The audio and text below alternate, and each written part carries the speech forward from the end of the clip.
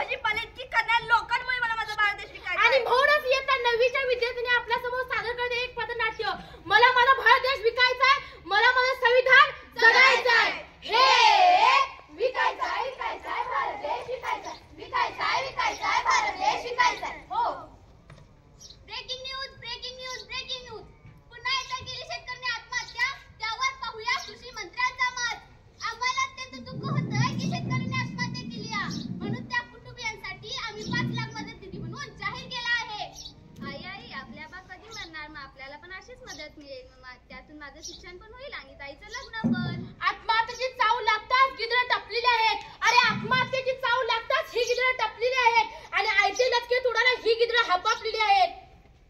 अरे टपल्या लोकांसाठी आत्महत्येची संधी आहे, अरे टपल्या लोकांसाठी आत्महत्येची संधी आहे। अधिकारी मंत्री साहेबांना, साहेब आपली तिथं सांगते, साहेब आपली तिथं सांगते। हे विकायचा विकायचा भारत देश विकायचा, विकायचा विकायचा भारत देश विकायचा। हो अरे रावणाने सीतेचं अपहरण केलं तर तिला युद्ध करून रामाने वाचवलं तर हे झालं रामायण नाही रावण का एकतर्फा प्यार। चला आता आपण जाऊया द्वापर युगात। मीरे तुम्हें शादी करनी होगी। नहीं पिताजी, मेरी शादी तो उस गिरधारी नंदों के शो से पहले से ही हो चुकी है। तुम उसके लिए कुछ भी कर सकते हो ना? तो ये लो, पी लो। हाँ पिताजी। नहीं मीरे, ये मत पियो, उसमें जहर है।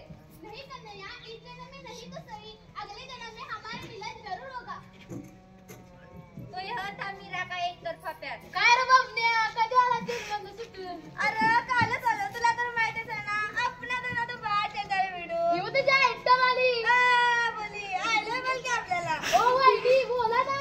अरे तुला किती वेळा सांगितलं नाही म्हणून, तुझ्या घरी काय म्हणे का? तू आपल्याला आलोय बोलत नाही, तू आपल्याला आलोय बोलत नाही, तुझ्या तर पाहिल्यात बदलत्या युगानुसार प्रेमाची परिभाषा ही बदलतच गेली। ती समजली होती नजर कधी नसूनही सीतेला स्पर्श न करणाऱ्या रावणाला, ती समजली होती कृष्ण काळा आहे की गोरा आहे हे न जाणता त्याच्यासाठी विषाचा प्याला प्राशन करणाऱ्या मीरेला। या उदाहरणातील बबनला किंबहुना तुम्हा मला प्रेमाची परिभाषा कधी समजलीच नाही, म्हणून मला माझा भारत देश विकायचा आहे। हे विकायचा विकायचा भारत देश विकायचा, विकायचा विकायचा भारत देश विकायचा। हो तुला वाचत असेल तर वाचव जा।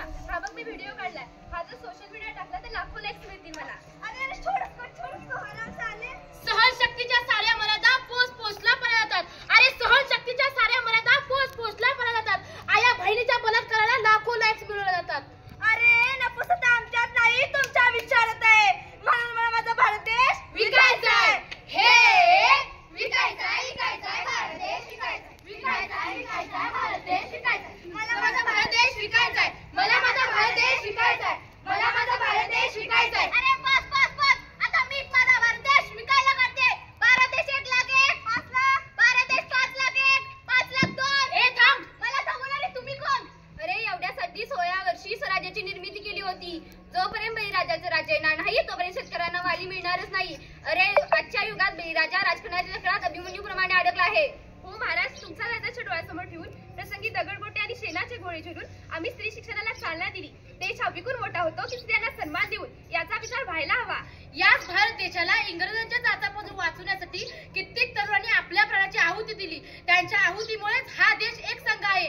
आजचा उच्च शिक्षित तरुण काय करतोय? दहशतवादी नक्षलवादी होऊन आपल्याच भारताचा बाजार मांडतोय.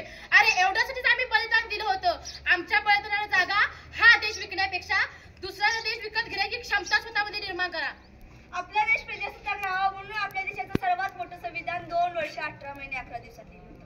हे संविधान कोणत्याही एका जाती धर्माचं नाही आहे. हे संविधान सर्वांसाठी समानच आहे. मग हे संविधान जाऊन आपला देश विकू पाहणाऱ्या लोकांच्या पिकावर उतरत तुम्ही खत पाणी घालू नका. तर महापुरुषांच्या विचाराने हा देश घडवा, नटवा आणि सजवा. हो हे सगळं खरं आहे, पण तुमच्या विचारांना कुठं नेऊन सोडलं